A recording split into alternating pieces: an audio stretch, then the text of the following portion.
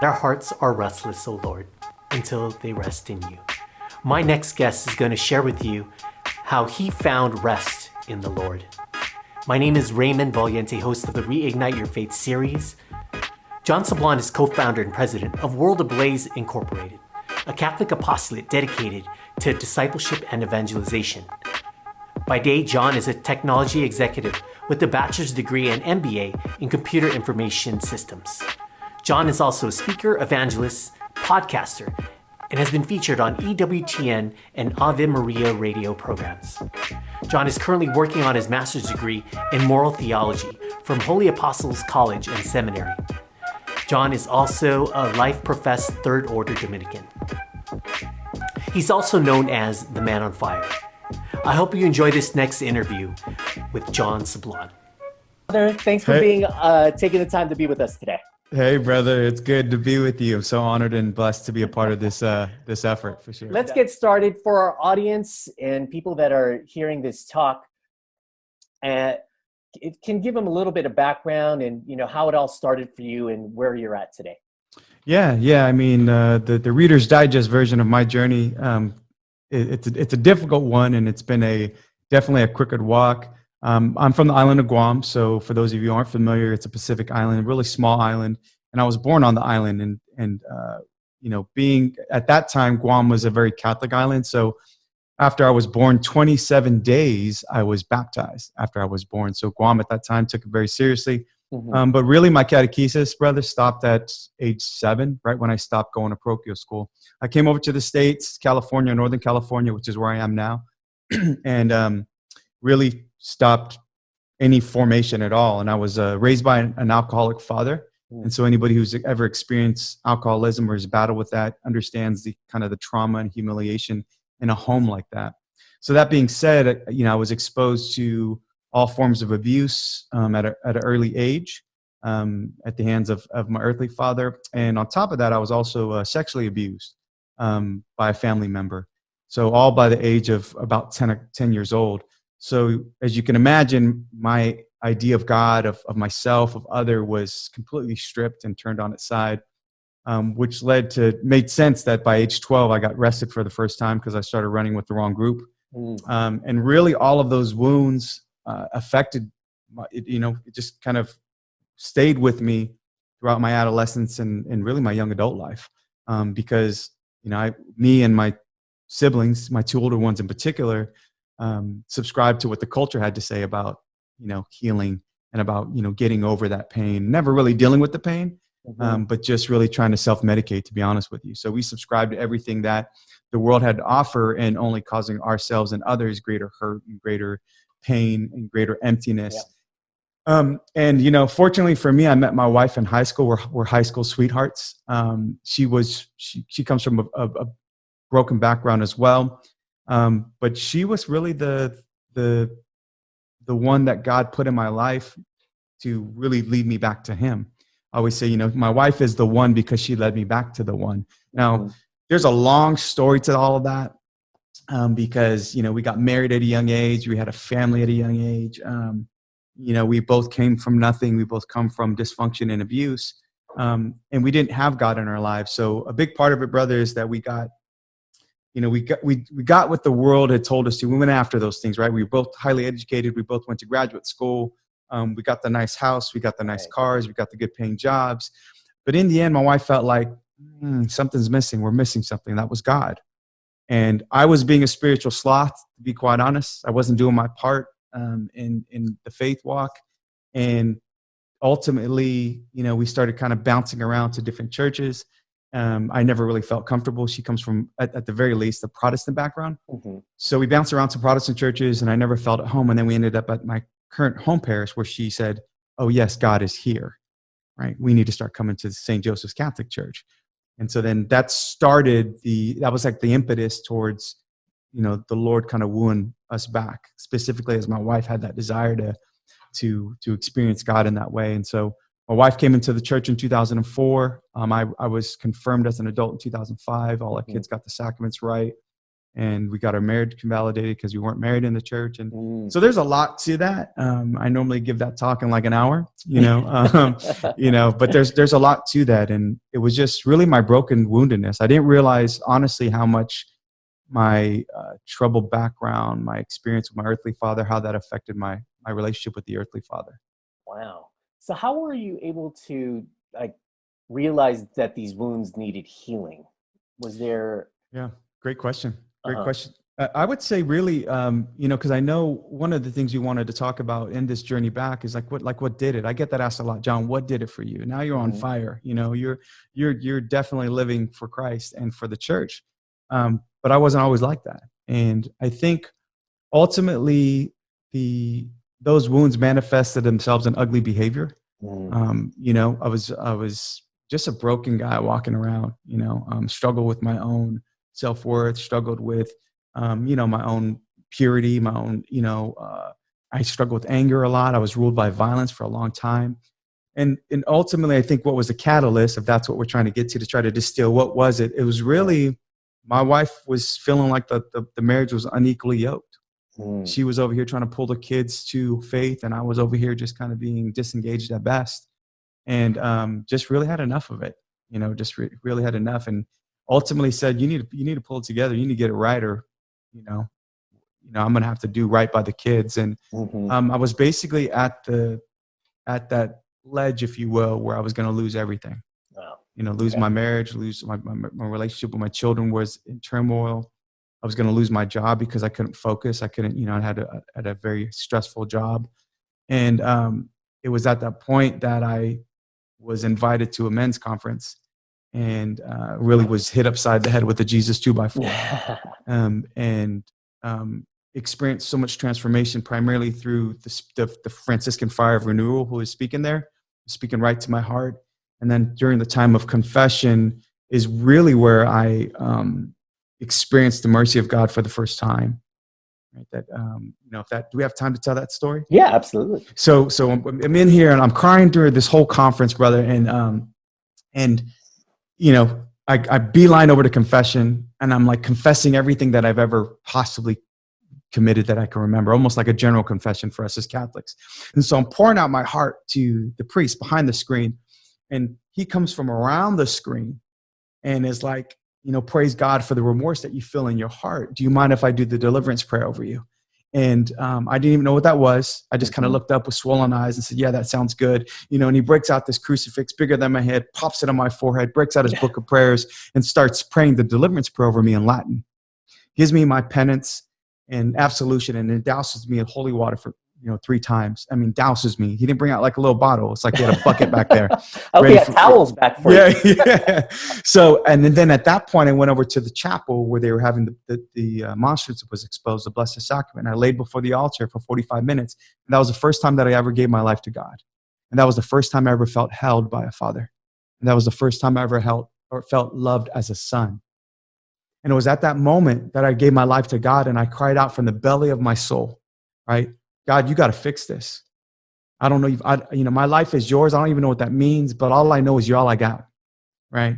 And it was at that moment that, the Lord finally had his wayward son, his prodigal son back, right? And it was, let's put the ring on his finger. Let's put the robe on his back, and let's kill the fatted calf, because my son who was once lost is now found, who was once dead is now alive. And that was the impetus and moving forward to where God has just started to transform my life That's at where that this moment. that's where the spark all happened and where it all began, huh? Amen. Yeah. How long ago was that when it happened? Oh, brother, it was probably, let's just call it the better part of 10 years. 10 Yeah. years. Yeah. It was probably, yeah, give or take about 10 years ago. Wow. I mean, there's a saying that, you give God an inch and he'll go all the way. He'll give you a mile when it comes to just realizing our brokenness and humbling ourselves and reaching out. And the beautiful thing is that his mercy is so endless and beautiful, and it's transforming. And look what it did for you in your life. I mean, Mhm. 10 years later, I mean, from that event, look where it's gotten you. It's gotten to, my gosh, so many projects and serving the Lord. And Mhm. so it's beautiful.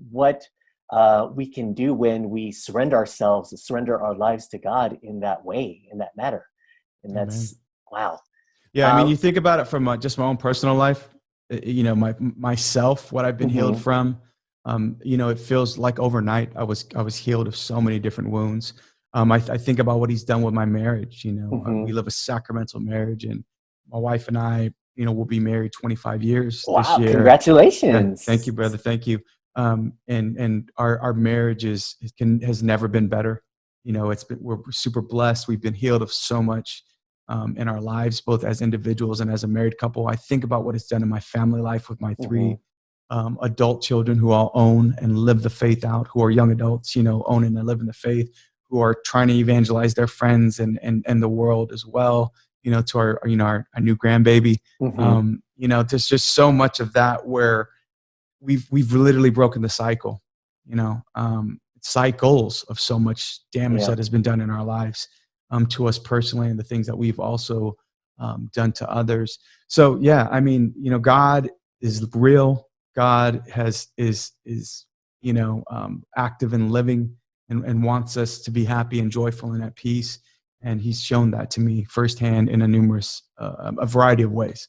So yeah, you're right, brother. You give Him, and matter of fact, you bring up a good point, because I remember attending a conference, a Steubenville conference, and at the men's session, there was a card that Mhm. was handed to me that really described what I experienced. And he said, the degree to which a man surrenders his life to God is the degree to which he can live a heroically virtuous life.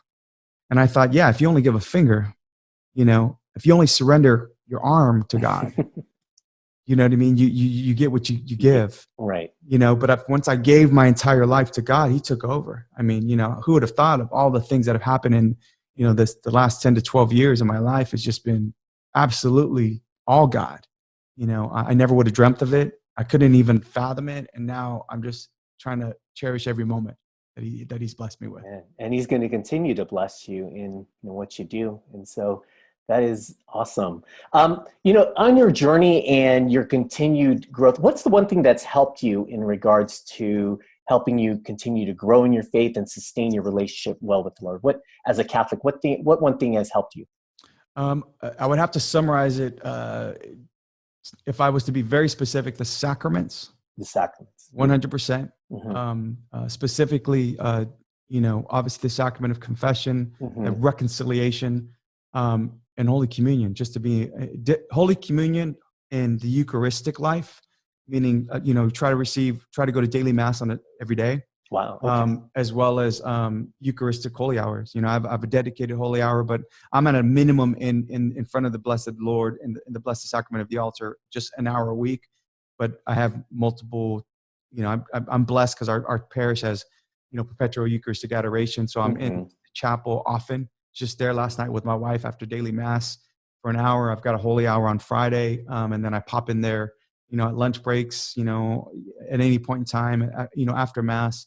So living Eucharistic life. So the sacraments and my devotion to our Blessed Mother, 100% as a professed, third order Dominican. Mhm. The devotion to our Blessed Mama Mary has been transformative. Once I've given my life to her, I do a consecration. So if you notice the bracelet there, I do an Yeah. annual consecration to our Blessed Mother. Matter of fact, all of us in our home do, but my wife and I in particular. So it's been the sacraments and a devotion consecration to our Blessed Mother Wow. that's been transformative for me for sure. The sacraments Mhm. and the Eucharist and confession, and then the Blessed Mother. What an awesome combination, a 1-2 punch Yeah. in regards to helping your faith and keeping you strengthened, on this journey, most especially with the ministry that you're in and what you're doing. Yeah. Talk to us a little bit about the ministry that is our World Ablaze. How did that Yeah. all come about? Yeah, it was funny because it actually takes from our Dominican spirituality. It comes from a saying from the 14th century Saint Catherine of Siena, right? If Okay. you are who God made you to be, you set the To the world world of ablaze, right? mm, Set the world on fire, set the world ablaze. So we named it after her. We actually incorporated on her feast day, which just happens to be the anniversary date of my wife and I's marriage. And we didn't realize that we got married on our feast day, but and we're also third order Dominicans. So mhm. God has had his hand in our life the entire time. obviously St. Dominic and St. Catherine have been praying for us for a long time. But really started in we incorporated in 2016. My wife and I, another couple friend of ours that we're close to, and as well as a priest friend of ours, really decided that we needed to do something to help with evangelization and catechesis and formation. And so therefore it was, God put the steps in place, and next thing you know, we were incorporated in 2016, and we just started with really conferences and workshops, things of that nature. And here we are going to be incorporated 4 years this year, and we have 15 conferences underneath our belt, or we'll have 15 conferences at the end of this year. And really it's just to facilitate encounters with our Lord and Holy Mother Church to make disciples who make disciples, right? It's all about evangelization. And so we wanted to do something to serve our church, because we knew we needed to be fed. We knew we didn't see a lot going on in our diocese. We were always having to drive to the bigger cities, to San Francisco, to the Oakland diocese, to Sacramento diocese, to Fresno and LA, and nothing was happening in our little small diocese of 35 parishes. And so it was really our effort to try to bring Christ to the world. When I talk to young adults, they just seem not to be able to connect with the faith anymore.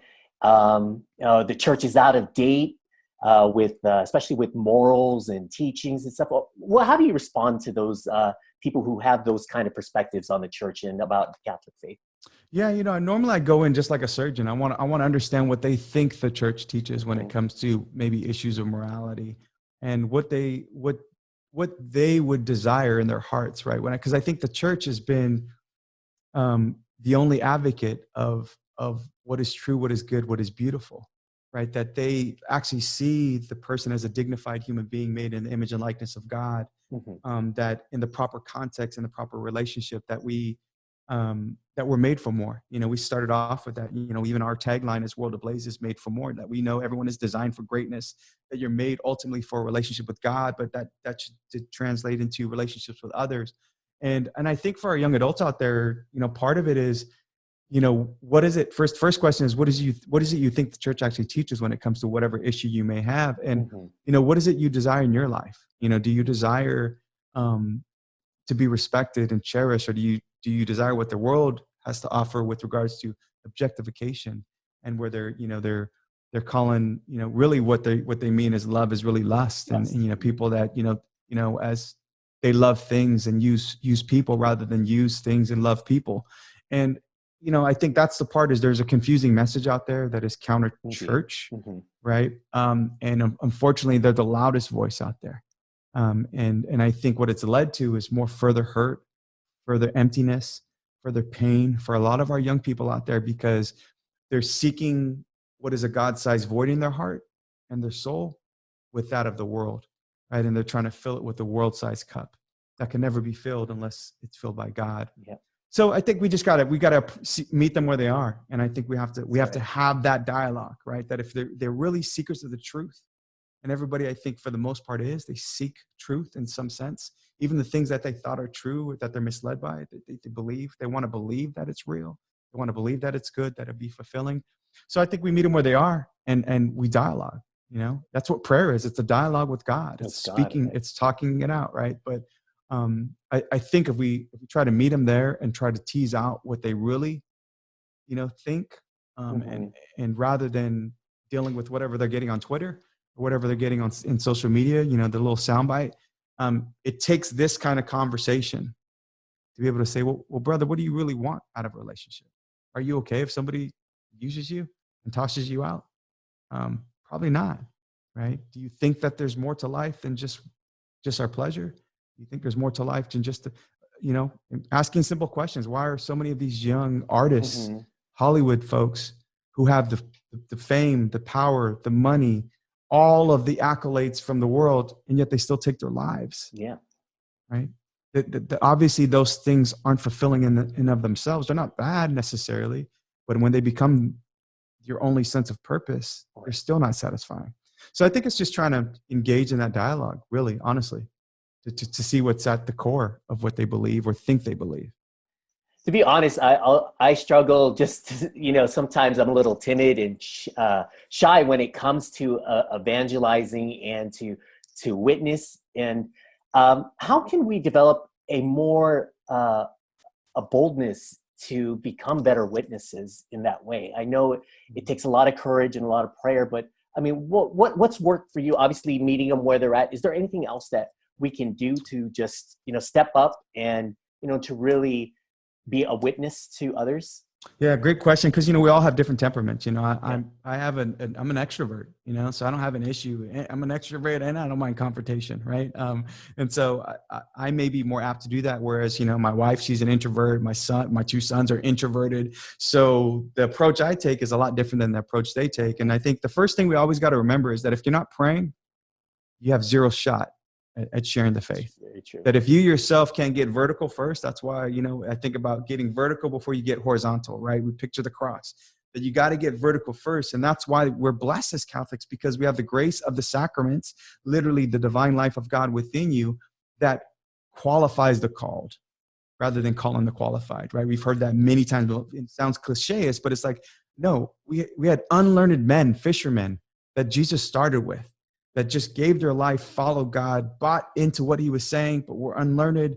They didn't have all the qualities, the attributes that they thought were necessary in that, but they loved God and they followed him. And I think that's the first thing we got to do is we got to be prayerful. We got to ask for the grace, for the Holy Spirit to work in us as instruments and vessels of that grace, of that mercy, of that truth, to be out there, to be in trust in the fact that the Holy Spirit is there before we even get there. Right. So let's just say you have an opportunity. You're going to meet with a friend that you haven't talked to in a while, or a family member that you had an estranged relationship with. And here you are living this faithful life as a Catholic, and you want to, bring up God.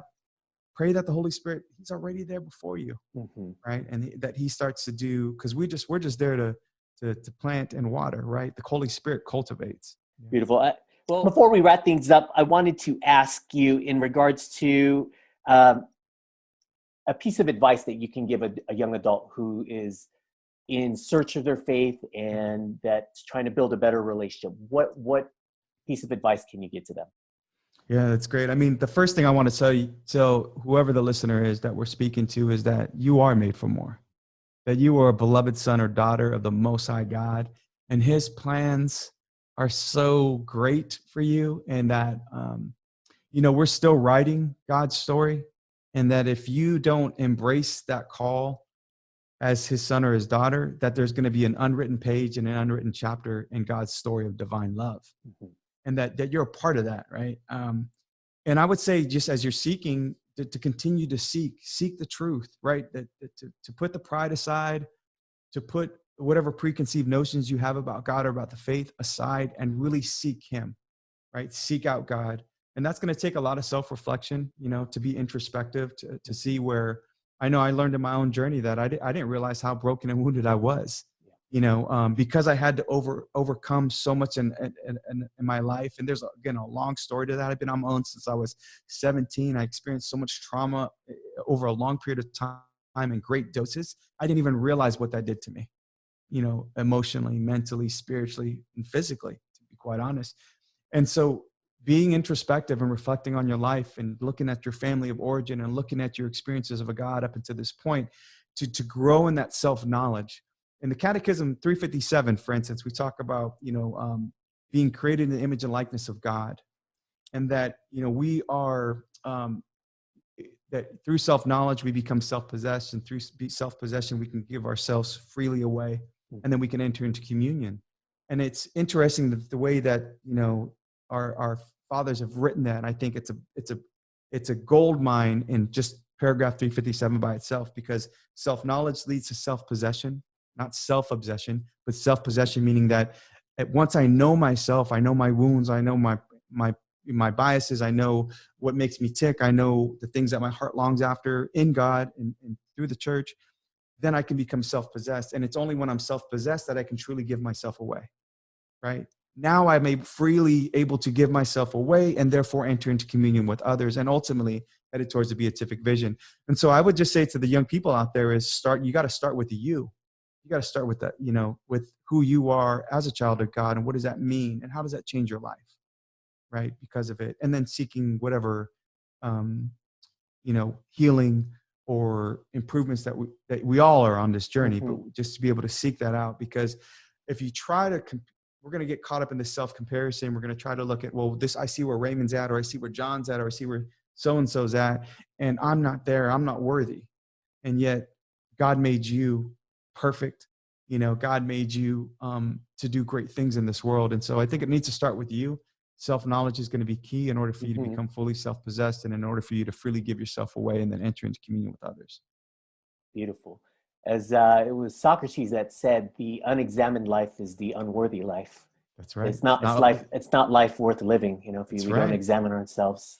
The great ancient philosophers, speaking to all the ancients, right, that say, know thyself. Know thyself. Right? Know thyself. And I think that was a big thing for me, that I didn't know myself. And quite honestly, I was afraid to meet myself. And I think that's why silence is important. You know, I highly encourage everybody to read, you know, The Power of Silence by Cardinal Sarah, because that's another great, and you think about some of the great quotes from, you know, Pope St. John Paul II, Pope Emeritus Benedict, and when they talk about, we're often afraid of silence because that's when we meet God and we meet ourself and our true nakedness, right? And so, you know, prayer life, you know, I cannot emphasize enough that the only way you're going to really meet yourself and meet God is in that silence and in that reflection, in that prayer. And so, yeah, I mean, if we're honest with ourselves, we're all kind of afraid to meet ourselves in our true, authentic self, because we're afraid to see what's there, to find out who's there. And ultimately, it's the greatest gift we have, because it's where we see ourselves as true children of God.